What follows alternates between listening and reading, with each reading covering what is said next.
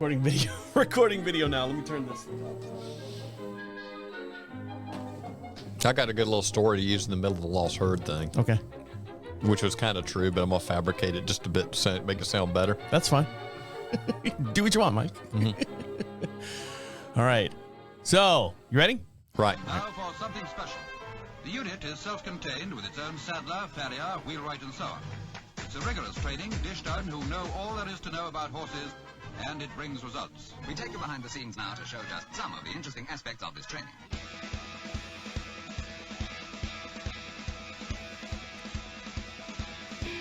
Welcome to Equine Dynamics with Mike Stine, the best podcast that you need to listen to create sounder horses from the ground up. Mike Stine is a registered journeyman farrier with an APF1 accreditation. On this week's episode, we've got some videos that Mike took of some x-rays, actually, to discuss the broken back hoof pasture and axis. And also, have you heard about the lost herd here in North Carolina? Well, we're going to discuss them as well, and Mike's going to get into details about looking at their backs and looking at their hooves as well, and all this and much more will be discussed here on Equine Dynamics with Mike Stine. And over to my far right side is Mike Stine. How are you? I'm good. How are you, Travis? Doing all right. We just got out of Thanksgiving. Did you have a good Thanksgiving? Did you get enough turkey? Did you get enough all the stuff that's on the side, all the stuffings and potatoes and all that? Yes, I did. What's your favorite thing when you have Thanksgiving? What's your favorite item that you look for? Is it the desserts? Is it the actual turkey itself? It's the nap. It's the nap after. It's the nap, yeah. I think we can all agree that the nap afterwards is always good to have.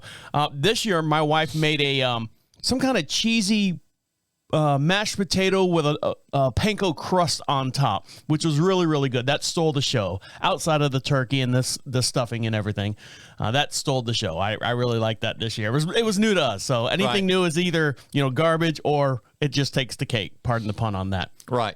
So so we've been talking about that. My wife has a gelding that we've moved it off the property because of like today, it's raining outside. It could snow any minute now. And my wife wants to ride in a covered arena. So we've moved the gelding off of the property. Now we also have an 11-year-old mare, and that mare is named Dominique. You're very familiar with Dominique. I know Dominique, yes. Now Dominique has some arthritis issues and other issues that Mike has been dealing with over the last couple of years. So we haven't been strongly training Dominique as much as we used to. She's good with that. Yeah, I'm going to get into why she's good with that.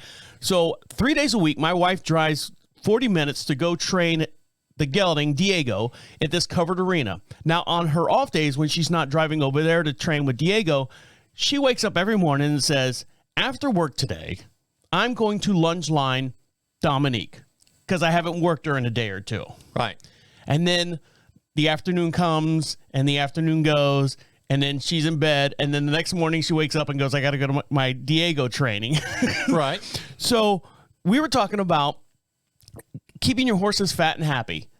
The horse, Dominique, is still getting the same amount of food, same amount of hay, same amount of supplements as if she's working 3 days a week, because my wife in her mind has all intentions of going out there by herself, not with a trainer or anything, and doing a lunge line with Dominique, not really technically riding her, but getting her out there and going through the motions.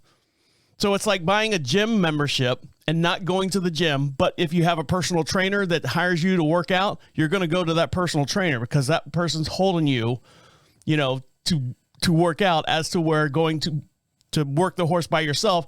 I'll do it tomorrow because it's easy. It's on the property. I can go out there anytime and work Dominique. How's that working for you? Well, she's gotten fat. She likes being fat. She's getting fat. Well, I mean, we need to cut back on groceries a little bit. She'd fuss at you. Well, I'm allowed to get fat during Thanksgiving. Oh, okay. But I mean, we always worry about, or you always say, all the horses, you always want your horse to be fat and happy. But there are things that happen if your horse is fat and happy with their body and their hoof placement and all that. And that's what I'm starting to worry about, because I hear the horror stories that you say, or you're telling here on the podcast, about horses that are overweight and they're not being taken care of. And I'm afraid it's a slippery slope that that Dominique, the mare, is slowly slipping into. She already has arthritis problems. Right. She's already not getting the exercise, the 3 days a week, 1 hour a day exercise that she's normally getting, and she's getting fat. She's getting to be a little. I thought I had a meat steer out there for a while. Well, that would be a good use for them sometimes. I didn't say that. Yeah, you kind of need to kind of look at overall how much is going in and how much are you burning. And But the problem is my wife feeds the horse with the intentions I have to work this horse 3 days a week. Meaning my wife, I physically have to go out there and do it. But by the time she gets to it, Saturday I'm going to get up early and do it. Saturday we have breakfast. She'll sit on the couch. We'll start doing something inside the house. I'll do it at 1 o'clock. 1 o'clock comes and goes. I have good intentions with my New Year's resolutions. That's why I don't make them anymore. Exactly. So I always give my wife, a hard time. I'm like, around 5 o'clock. Oh, how did working out Dominique go today? She always like, shut up. I'm like going, babe, I'm just saying. And then the other day, here's another thing. So she does the supplements in the bag, a Ziploc bag. Right. And then there's this powder that she puts in now Dominique's bag. It's a small little tablespoon of a powder that she puts in there. And then, I shake it all up, and then I put it in Dominique's bowl. Right. I go, what is the powder? Because you've never put this powder in. Oh, that helps her with her weight control. It helps her lose weight. And I go, well, can't we just not feed her as much? Can we not? I mean, because we're putting out now 3-4 flecks of hay because, because the pastures, it's getting wintertime. We had a couple freezes, so I've lost a little bit of my grass. Right. But she's saying, more hay, more food, with the intention of she's going to work. That's a happy horse. It is a very happy horse. So that's where I'm at. I got a Thanksgiving horse out there running around. So I'm hoping that we haven't done any damage. Granted, she hasn't been working as hard as she used to, so I don't know about that. Well, I need to pay attention to that, especially coming on to spring. We're kind of still getting a little bit of fall growth here of our colder weather grasses, which that's where you got to watch it. But we're kind of easing past that point where we're having the laminitic flare-ups as much as we were. But coming into spring, she needs to shed some weight. And you were talking about trying to get a horse back to natural, or people are trying to get horses back to natural. Right. Now, because Dominique is not working the 3 days, if not 2 days a week on a lunge line, do you think she could go back to natural feed and take the shoes off because she's not being, quote unquote, worked hard? I mean, she wasn't really being worked hard in your eyes. She was just doing, an hour lesson out there. But for us, that's working hard. Well, we have to look at what the demands are and what is going to be expected of her and how she's going to handle it. Because, we've got some alignment problems. That's where we're going to have a bit of an issue because she wants to push down to that negative PA on the front, and we're doing something mechanically to take care of that. And is her work level going to fall off even more than it has now? Is she going to be a pasture potato? Which that's her goal, is to be a pasture potato. Well, a pasture potato that produces other potatoes, because we're going to turn her into a brood mare. But I guess this is probably not a good start for her to be a fat, pardon the pun, cow, and trying to get her pregnant and stuff. I mean, you want the horse in the best shape as possible to carry that. Well, I don't know what kind of winter we're going to have, but when the cold weather hits, she's going to burn some calories. And their weight does cycle, depending on time of year. But on the other end, with domestic horses, we tend not to ever let weight drop. And I like cheesecake, but I can't eat it all the time. I do too. All right, guys, we got a big show to get into and lots to talk about. Stick around. You're listening to Equine Dynamics with Mike Stine. He'll be right back. Yeah, I give her a hard time. I'm like going, babe. She's like, well, if I go out there in the afternoon, it takes, time away from us. I'm like, do me a favor. I said, first thing in the morning, we're already down there. We're already feeding. Take her out on the lunge line, take an hour and lunge her. Then come back up to the house. If you get back up to the house by 10 o'clock, then we've got the whole day to do stuff, instead of waiting till 1 o'clock in the afternoon when it warms up. And then 1 o'clock comes and you don't feel like doing anything because you gotten all comfy on the couch. I'm just saying. You with me, Mike? Yes, I am. I'm trying to zone out, but yes, I am. All right. Here we go. You ready? Yep. Make sure I got everything going here. Hi. Hello. Welcome back to Equine Dynamics with Mike Stine. He was the official farrier of the 2018 World Equestrian Games. And make sure for every podcast we do, we have a matching video. Make sure you're subscribing over there on YouTube. And make sure you also follow Mike on Facebook as well. You had a diagram up on your Facebook page. And over to my far hand side is Mike Stine. How are you? I'm good. How are you, Travis? Doing all right. On your Facebook page, you posted up there, you had the birth scale of what develops on a horse at different ages. You had this beautiful color graph that shows, the profile of a horse and then what bones are what bones are important during different growths of a horse's cycle. So that's kind of neat that you put that up there as well. Yeah. Yep, that's always good to look at, and hopefully we're looking and thinking and understanding why we wait to certain times or things need to be done at certain times in the horse's life. Kind of like don't break a horse until it's like 2 years old or something like that, until those bones or whatever has well, they got to be developed enough. If you push them too hard too young, and also with dealing with bone column alignments, there are times when we can do it and do a lot, and then there's times where we waited too long because we wanted to wait and see. And if you ever shoot your time windows, there's not much you can do with it. All right, guys, so we're going to talk about, we're going to look at some x-rays that Mike took and discuss a broken back hoof pastern axis. Broken back hoof pastern. I read that right. And first of all, tell me what that means, a broken back hoof pastern axis. Yeah, this is one of those deals that we have talked about over and over and over. This is a horse that went away. Oh, hold on. And you can see this video. You can see these pictures as well. Go over to YouTube. Make sure you like and subscribe. And you can see this in real time as we're talking about it here on the air. So, all right, let me go here to camera 6 and then this right here. Okay, that's the right front foot. You want to see left foot or right foot first? It doesn't matter. All right. It's a horse's foot. But at this point, I had run a frog support pad, and I've got some rubber pumped inside of it to fill in any voids, and we've got some contact. That was a shoe that I put on the horse, got the breakover backed up. Look at the tip of the coffin bone and drop a line straight down. The tip, Oops. right there you go. And you pull a line straight down and start looking at where your breakover is according to that point. Because the further forward that runs, the more pressure it needs to be on. The other thing is, if you go to the center of the joint, there you go, right about center, and line up where that is and drop a line straight down. Look at your base of where the shoe is positioned from breakover to support in the back. So that's one thing that you always take a look at. And this is a few weeks after being shod, so everything shifts forward.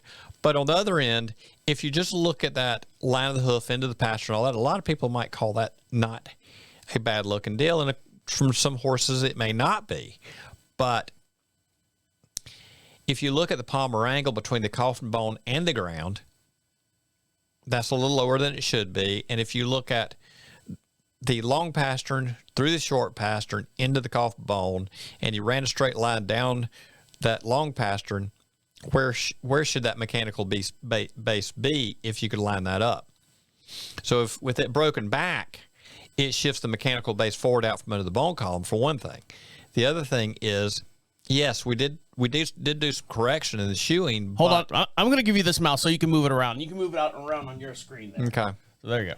Move it How around. do you do it? Just put it on the table there. On the table. Yep. And then you can move it where you're talking about. Okay. Got it? Yeah. There. If you look at that alignment, how do you do these things? Can I take a marker and just mark on the screen? Yeah. I don't think anyone will see it, though. Kind of where that alignment is. And everything from this point forward is shifted forward of the bone column. So you got to start thinking about that. It's not just, are we in the right place with this joint? We got to start looking up a little higher. Where are we there? And where does that put us in line with the cannon bone? And does that have support? I can't draw in straight lines. It's apparently. Okay. With the cannon bone, is there enough support back behind the cannon bone to stabilize the horse, take tendon pressure off? Now, I look at this horse's foot and the shoeing and everything, and I don't see a whole lot of corrections on it. And when I say corrections, like you've inserted a pad, I don't see a whole lot of whittling and scarring and adjusting and stuff. This looks like to me a perfect specimen of a horse's foot or horse's hoof with a shoe put on. but that's to my untrained eye. Well, see, that's the deal. If you look at this foot and you're cutting the horse off right here, right here, it doesn't look so bad. But look at the pitch of your coronary band. Can you kind of see where that is? Yes. Where is that aimed? It's kind of aimed up a little higher than I would like. And, what's happening with the bone column here. So you got to look all the way. I mean, and that if you go up into the shoulder, because of that mechanical base sitting forward of the cannon bone, the way they stabilize themselves is they pull the shoulder back up under them and get leaning onto the front end, which kind of exacerbates this problem of down force in the front end and compressing and trying to push that more into a negative palmar angle. Now, what's the difference between this one and the left foot other than it being right and left? You want to go to the left foot? Let's swap to the left foot. We just look at the right foot. So this is the left foot. Now I can see right there the front. Can you pull them up beside each other? No, I can't. Sorry. Okay. Well, I guess I could. Give me that, Mike. Okay, this is the same horse, same day. This is not a fresh shoeing job. It's been there for a little bit. Okay, so that's the left. And let's see if I can open up the right.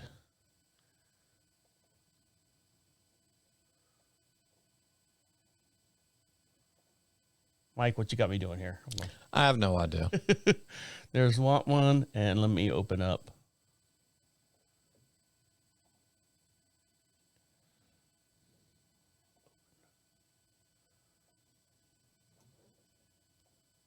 I don't know where it went.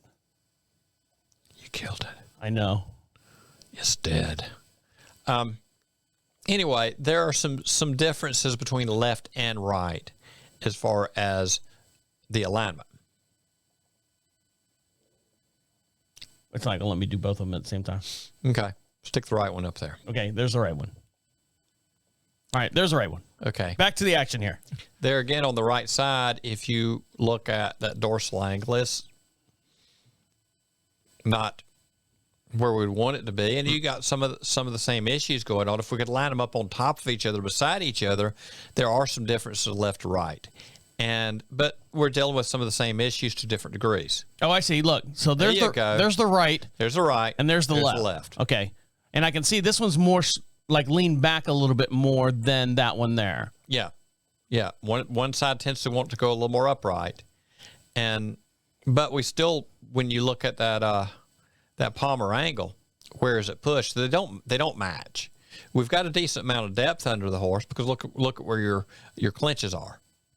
Down to the pad. Mm-hmm. But with the pad kind of throws that off and makes it, if you're looking to the shoe itself, makes it a little bit thicker. So we could still gain some mass and depth of the foot. So the correct foot positioning would be the one here on the left. No. Oh, the one on the right. No. Either one of them are bad. Neither one of them are ideal. And this is one reason that working directly as a team, vet and farrier, is so important.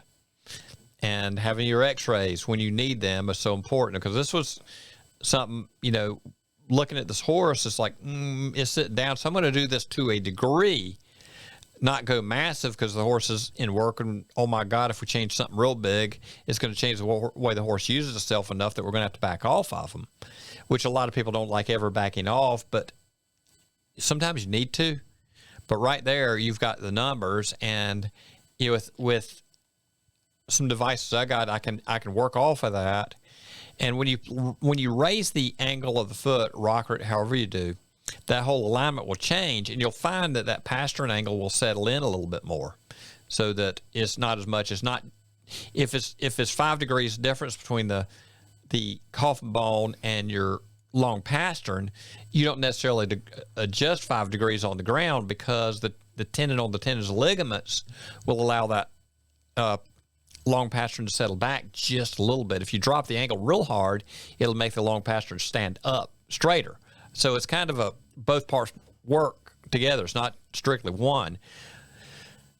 But then the other end is, as far as that shoulder angle set, if you can get them to move the shoulder angle a little forward and open it up some, a little steeper angle, because they actually, as the shoulder rolls under, the shoulder angle is steeper. As the shoulder angle rolls rolls to where it moves the leg further forward under the body where the shoulder itself is, and it pitches back that shoulder alignment.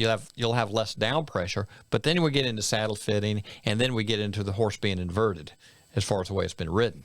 My wife had a Go ahead. On to the back end, and it all has to tie together and work. My wife had a saddle fitting this past week out for Diego, so I don't know what became of that. I just know that she had a saddle fitting because the horse we got her as a 2-year-old, or got him as a 2-year-old, and now he's a 4-year-old, and so his body and stuff has changed. So she had a flocking session over there. Well, here's the other deal with this horse we're looking at right now. Mm-hmm.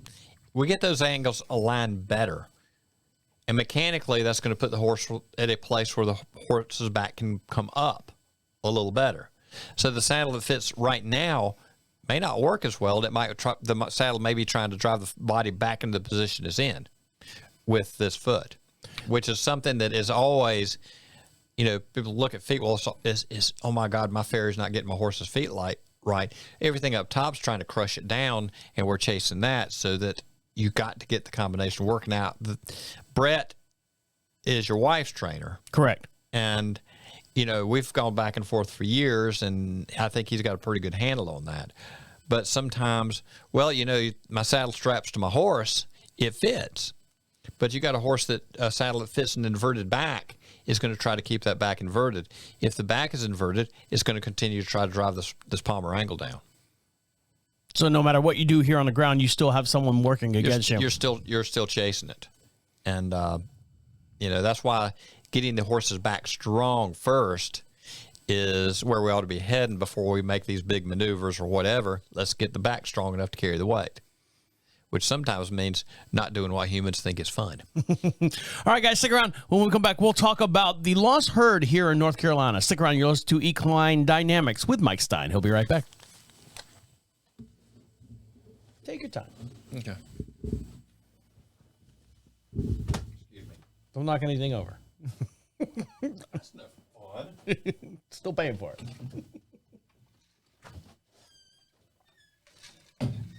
Check your phone when you get back to see if Jim is called or anything. Okay.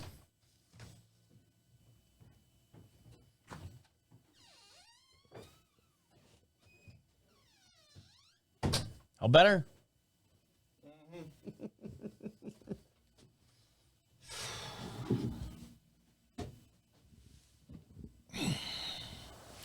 I must turn my phone on. That's fine. My bet's no Jim. You take a screenshot? No, let's turn the damn phone off. Oh. Because it's easier for me to turn the phone off than to turn the damn ringer thing on and off. Because the ringer thing, I got no fingernails. Do the drop-down menu, just put in airplane mode. You'll kill everything. I know that. You got airplane mode on there, right? Yes. Yeah. If you just do the drop-down menu here. I thought you had to be flying. No, airplane mode basically disconnects the phone from all outside contact. Well, turning it off does too. Well, but then you got to turn it back on and wait for it to reboot and wait for everything. Right. But at least airplane mode, you could just turn it off and everything. You could still use the calculator. You can use everything on the screen. You just interior and exterior phone or contact will not be made. What if I leave it on it permanently? That would be nice. I had my phone on. I don't know what happened. You called. Sorry. Yes, exactly. All right. You ready? Yes. We're going to talk about the lost herd. Am I in the right place? Let's see. What's your name again? I don't know. There you go. Yeah, that's good. What is my name? Yes. Here we go. Welcome back to Equine Dynamics with Mike Stine. He was he is now a licensed thoroughbred farrier through the Kentucky Horse Racing Commission. And over to my far hand side is Mike Stine. Hi. Hey, Travis. And you just came back here recently from the Breeders' Cup. Yes. And you got a whole bunch of pictures over on your Facebook page. Make sure you like Mike Stine over on Facebook. And the way you find him is go over to search Equine Dynamics Mike Stine. I'm sorry, I'm out of rhythm here, so give me one sec. And you place a lot of articles up there. Very interesting articles. So if you want to further your education outside of the podcast that we do every week, make sure you like and subscribe to Mike over on YouTube and Facebook as well. Now, Mike, you got up here a little earlier today here to the studio, and you were telling me about the lost herd. Yes. Now, explain what the lost herd is. Well, The situation was somebody called in because they saw horses without blankets on them. And where was this horses without blankets? What area? It was actually here in North Carolina, and I don't know that it was completely lost, but it was kind of, people didn't know what was going on over there. So this is like a group of horses that are just running free in an area? Well, they weren't completely free. There was a section of land, 550 acres. Where's this at? Actually in Middle Springs. It's been gone for some time. Oh, okay. I understand the railroad owns the property now. But what the deal was animal control got called. And because someone called because these horses were out there and they did not have blankets on. And it was kind of a strange deal because it was going on, all this happened during all this time where, you had Bowker's work coming to surface, you had Overnak's work coming to surface, you had Doc Redden's work with the Mustangs coming to surface, and it's all this focus on the Mustangs and the Mustang's foot, which, we've got this little model we've got in our heads of the Mustang's foot, and then the reality of it, depending on what part of the world they're in, it's a different foot. So this popped up. I had been looking through a lot of the research from Bowker, from Overnak, got where I was going back and forth with Overnak a good bit, and also my involvement with Doc Redden, and get to see his horses that have come into off the range to a Kentucky area, which was a large area at his place. And what happens with their feet? They don't stay like they were in the wild. So we've got domestic bred horses that had been turned out on this property at the Stallion and 2 mares they were about 2 years old. At the time this all came down, they're 28. And they're out there, and they're happy. So they're reproducing and reproducing and reproducing. Is that right? Exactly. Okay, so they're doing what horses do in the wild. Exactly. So then there was a Stallion band, and there was a mare, there was a mare band. And during that time, there had been a few horses pulled out of there, and there had been a few horses put in there at different stages.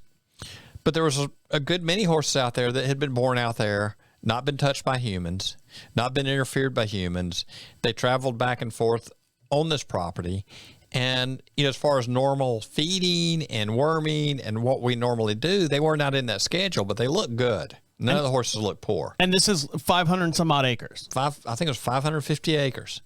And the only thing they knew about food from humans was honey buns and Twinkies and stuff like that. Well, the deal was we got a chance to go look. Myself and a trainer got a chance to go look at the horses.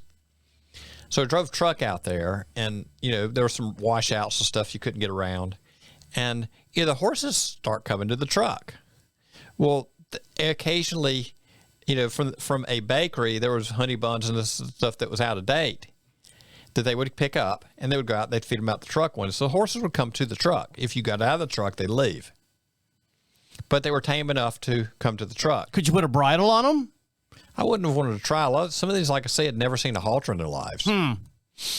But you could get up in the back of the truck, and they would come because they wanted honey buns. Honey buns are great. Honey buns are, whatever. It's my dad's favorite. Yeah. Dad wants a honey bun, and you want to, train him to come to you. You can throw out honey bun pieces. But, got to take a look at these horses. Now, what we see on horses' backs, that's one of the first things we noticed because we hadn't looked at their feet. You couldn't really get but so close to these horses at this point. They'd had some interaction with humans, but primarily driving the old man out with the truck when they got a bunch of honey buns so he could feed honey buns to them and see the horses, right? Right. Or they were herded into catch pens, just like the Mustangs, if they wanted to get a horse in or get a horse out because somebody wanted a particular one.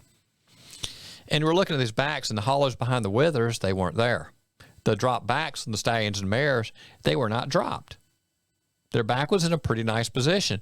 All these are older horses, the back sags. Well, what's the difference? They weren't ridden. They were not ridden.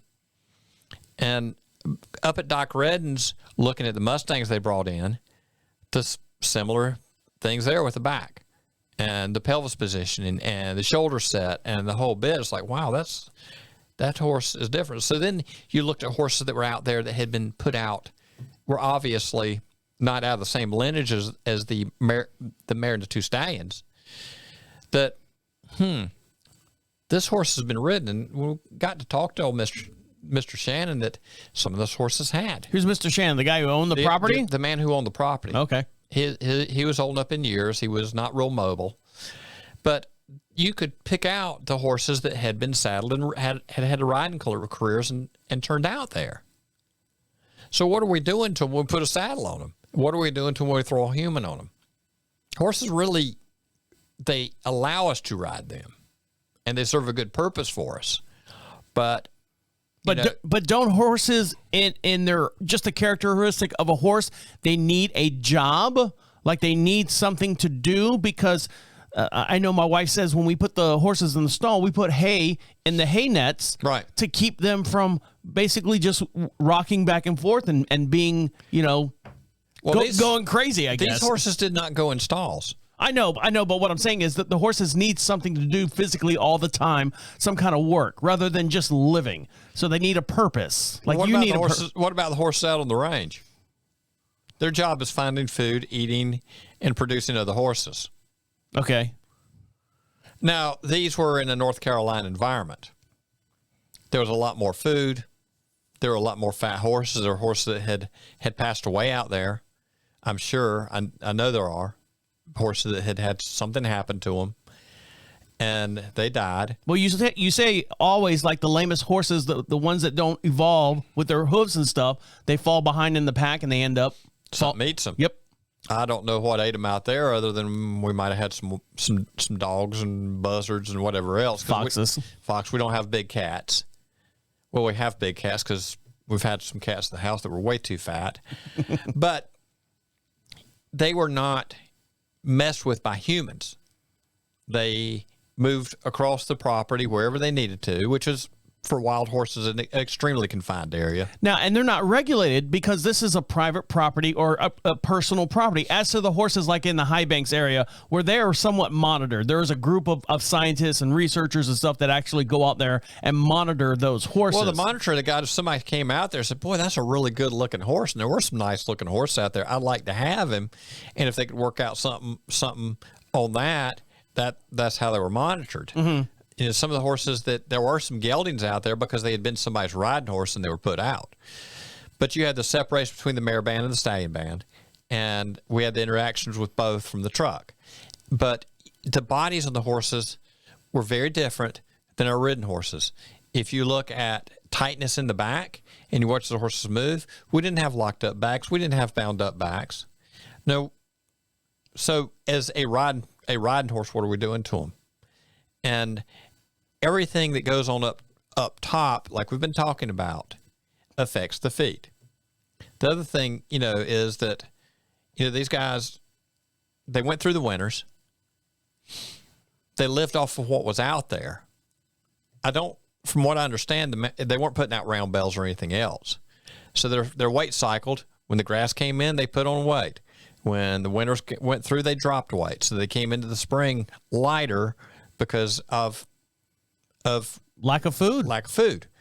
And if any of them had foundered out there, they either it was mild and they did okay because nothing was done, or they went down out back somewhere and nobody saw them again. So I don't know what the answer would be on that. But they weren't grain fed.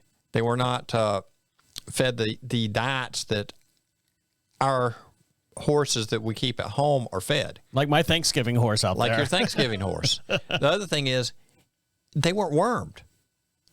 You have to be able to touch a horse to be able to worm them. But isn't somewhere in the geno of a horse knows, for example, if your dog, your normal canine that you have at the house, even cats will do it too. If they have an upset stomach, you always see them out there eating a certain type of grass to calm their stomach. Right. So wouldn't a horse, somewhere in their biological sense of being a horse, they were like going, hey, I feel like something's not right.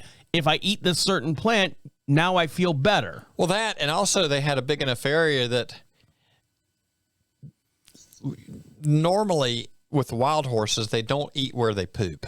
Right. I know. I've got a big clump area where the grass is like 4 foot high. With our horses in small enclosures, it's a little harder for them not to eat close to where they poop. Right. So if you get a worm infestation in your fields, they end up eating a certain amount. The other thing is, yeah, horses try to maintain themselves. They eat what they eat and all that sort of deal. But you can't say that these horses were on wormers. They were just on a much larger area than our horses in our backyard. So they were less likely to eat from their own feces area. Right. And this was not, during the summer when the grasses died out, it got hot. What was there was what was there.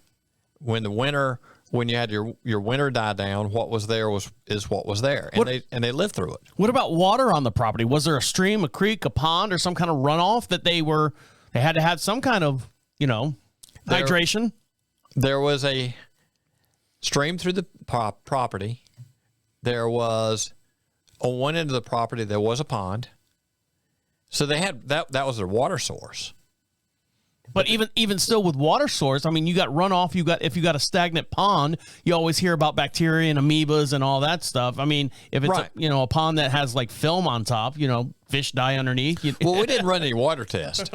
We did not run any water test for sure. Right. But in looking at the bracing you get on ridden horses in front of the scapula, where they get the real knotted muscles in front of the scapula. You can see that, and you can put your hands on it, and you can feel it on a ridden horse. But in front of the scapula, that was different. It was softer. Now, softer because were they in regular training? No. The stallion got a little training when he ran the geldings off, or they had their little beefs within the gelding herd, or the boss mare decided to put a mare in her place because she was going to maintain being boss mare. And then moving from one end of the property to the other, to water, to wherever it might be. Because if they were on the one end and they needed a drink of water, they had to go back to the other end of the property where the water was. And then where when the grazing was good on the other end of the property, they went back. So there's the movement you had, which is nowhere near the movement you had with a wild herd. So you're saying that half the horses were ridden and the other half you could tell were not ridden. There's probably less than half that had been ridden. But when you went to if you saw the mare band, you could pick out the horses that had been saddled. You could pick in the stallion band. You could pick out the horses that had been settled. So are you saying saddled sitting? So are you saying, are you against us riding horses? And I use that term very loosely about being against it, or is it that we need to make sure that if and when we are riding the horses, that we're doing everything precautionary wise to make sure that we're not affecting like you said, what's up top is not affecting what's happening down below, whether it be the saddle sitting on fitting right. on. And okay, Ray Morris, my friend from New Zealand that we have the videos up on, said people don't spend enough time getting the back strong. And it's like he told me with saddles. He said, you look at these ranch horses during the ranch season and the working season, they don't have much problem with their backs. They don't have much problem with saddles. If you got horses with weak backs, you got saddle problems. If you got horses with very strong backs, you don't have saddle problems. He says if the back's strong enough, you could probably throw the saddle on backwards and the horse will be strong enough, he'll carry through it, go anyway. But you have to put in the time to get the strong back, and some of that does not mean riding them. You've got to get them to elevate to do it. And some of it is what we do on the ground. A lot of us, what we do on the ground. I mean, Ray proved it with horses that he handled in hand, just in body positioning. He could put more muscle on a horse's back in 10 or 15 minutes a day than we can riding them. Then what's up with that? It's correct use, correct positioning. If you don't ever get that back moving correctly, you'll never get the muscle where it's supposed to be. And that has a big effect on what's going on the ground with the feet. All right, guys, and when we come back, we're going to talk more about the lost herd over in Mineral Springs, and we're going to talk about the hooves of these horses that Mike was working on out there. Stick around. You're listening to Equine Dynamics with Mike Stine. He'll be right back. Am I getting off my mic too much? No, you're fine. Okay. We were kind of snaking through those topics. Right. That's all right. Well, that's why we snake through everything. Yeah. So we're going to talk about the lost herd and their feet. Yep. Can you do about 6 to 7 minutes on that? And then we'll come back and do a short little, what did we learn, and then wrap it up. Yeah. Sound good? Right. Right. we can come back and do a follow-up on the feet because we can go on with the feet for a long time. Okay. Ready? Right. Welcome back to Equine Dynamics with Mike Stine. If you'd like to ask Mike a question at any time, go over to equinedynamics.com, fill out that little form there. Excuse me. Make sure you put podcast in the subject line, and make sure you put a return address as well, and we'll answer your question here on the air and send you out some magnets, some stickers and stuff. And if you'd like Mike Stine to speak at your event or do a personal clinic out at your location, make sure you fill out that as well, and he'll work you into his schedule and answer you as quickly as he can on coming out to your place. And over to my far hand side is Mike Stine. How are you? I'm doing good. How are you, Travis? I'm doing well. So this lost herd over in Mineral Springs, 500 and some odd acres. At the time of this event that you were going out there, there was 20 some odd horses, 28, 30 horses about. I think there was, at one point, over 30 horses. And about a quarter of them maybe were ridden at one time and just turned out there or left there. Something like that, yeah. Like someone just dropped the dog off on the side of the road type deal? Or how'd that horse get on the property? I guess they worked out some deal with Mr. Shannon on that. So, and now we were talking about, you could tell the difference between a horse that was ridden due to their backs. Now, we're going to talk in this segment about the feet, because that's what you were looking at mostly when you were going out there, if you could get close enough to them. Right. That was an interesting thing all unto itself to get where we could look at feet. At first, what we got to look at are hoof prints.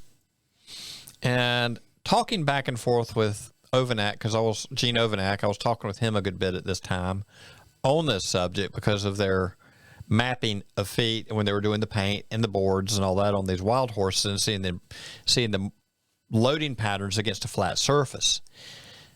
And he said, with your environment, you're going to get a very different foot. And it's like, yeah, sure. And he said, probably what you're going to see is mud balls, where the breakover is in the mud ball, depending on the time of year. And when that comes out, the foot's going to break apart, and you're going to have your weather rings, and it's going to probably break off at weather rings. It's kind of what we see on the wetland horses, which was,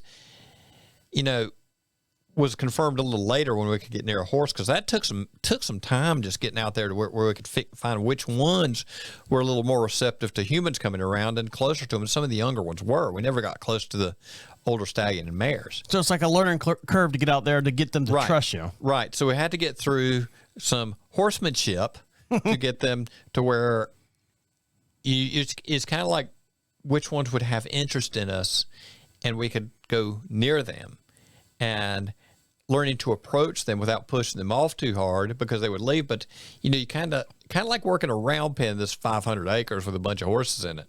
But we had a few that we at times would separate out, and some of the younger ones, and we could start approaching them. And we had to gain their trust before we could get up to them, because we were approaching them without the truck.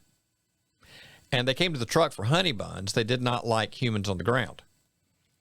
So that took a bit. So at first, all we could look at is impressions in the ground and look at what the footprints look like and how is this foot breaking over from the hoof print. Because that's kind of where we went first. And we probably, with the time we got today, we'll pick this up on Monday and go into feet a bit more. But, we're get close enough to them where you could kind of see the coronary band. As far as the coronary bands being bowed up, like we see on some domestic horse where the back of the foot's collapsed, you had good clean lines from the front of the foot to the back. You didn't have a coronary band that was dipped down in the middle of the toe as the toes were under and compress under. As far as sometimes you get that arc up and almost a dip in the middle of the toe that I see on some domestic horses at times. So that's probably not a bad place to sign off for today. Okay. Yes. All right, guys, don't forget, for every podcast we do, we have a matching video as well. Make sure you go over to YouTube, make sure you like, subscribe, and share Mike Stine over there. And this is season 4. We've got a whole bunch of videos over there. Mike was talking about his friend Ray Morris. There's a whole bunch of videos of him up there showing you how to massage a horse and what to look for and just putting your hands on your horse. And the great thing about Ray Morris is that he was blind. So everything he physically does was by touch. So make sure you check out those videos as well. And make sure you like and subscribe to Mike Stine over on Facebook. And if you have any questions for Mike Stine, go over to equinedynamics.com. Make sure you fill out those forms and get your question in. We're going to continue this conversation on the next week's show. So on behalf of Mike Stine over there, Hey, Travis. Bye, Travis. we'll see you next week. My name's Travis Sane. Oh, hold on. We're going to let you get back to doing what you got to do. My name is Travis Sane. See you next week. Have a good one. All of the doggies are in the corral. All of your work. Yeah, I didn't know how you wanted me to wrap that up. It was good enough. Yeah, I can go on the loss for when we get to feed. I can go into another tirade with that. Okay. I figured we can kind of pick that back up. That'd be good. Hi, Lucky. Good night, Ned. All right. Good night, Ned. Good night, Ned. I got to text Amy, and I got to text my IT guy. Oh.